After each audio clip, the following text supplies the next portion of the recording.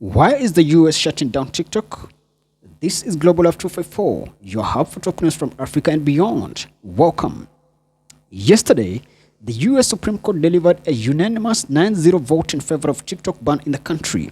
Unless ByteDance, the parent company, sells it, TikTok will shut its operations in the US on 19th January.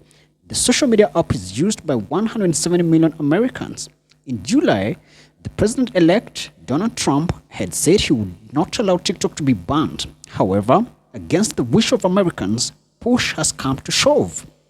So why exactly is the US government so disgruntled with the social media platform?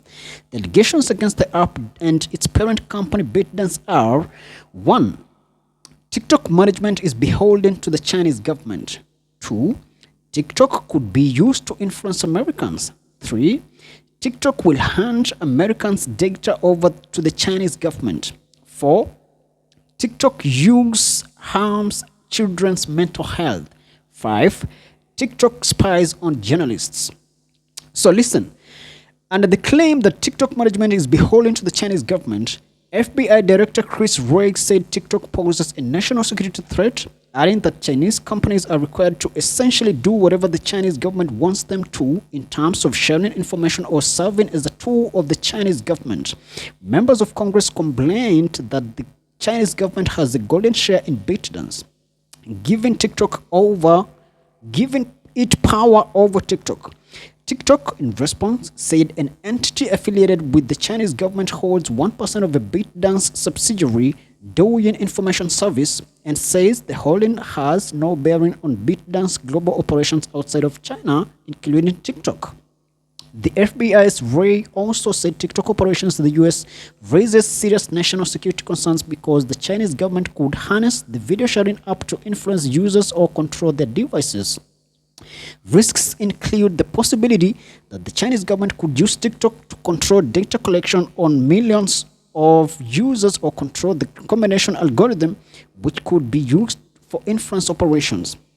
Former National Security Agency Director Paul Nakasone said in March 2023 that he worried about the data TikTok collects, the algorithm used to disperse information to users, and the control of who has the algorithm.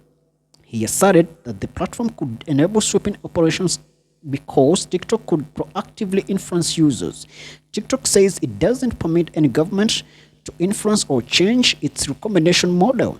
In its decision upholding the law, a 3-judge federal court's appeal panel said the multi-year efforts of both political branches to investigate the national security risks posed by TikTok platform and to consider potential remedies posed by TikTok weigh heavily in favor of the law.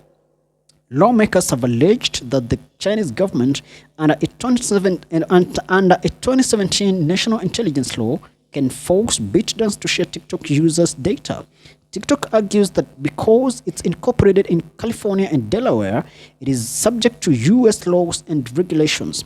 TikTok's chief executive said the company has never and would never share US data with the Chinese government.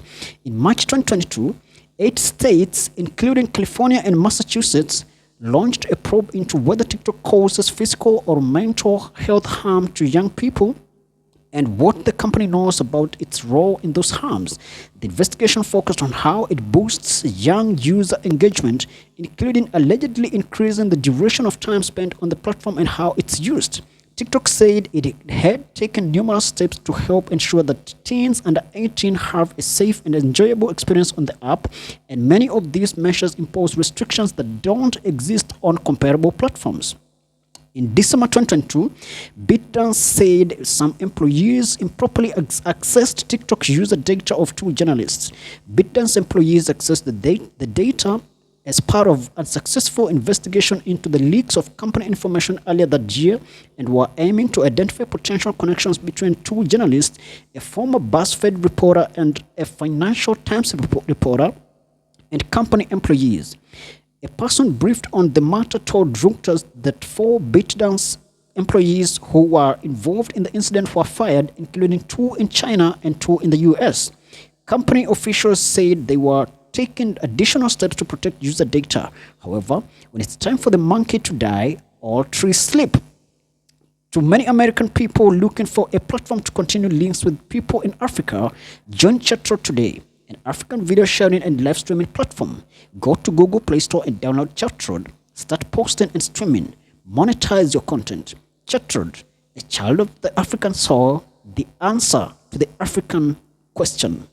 Thanks for watching.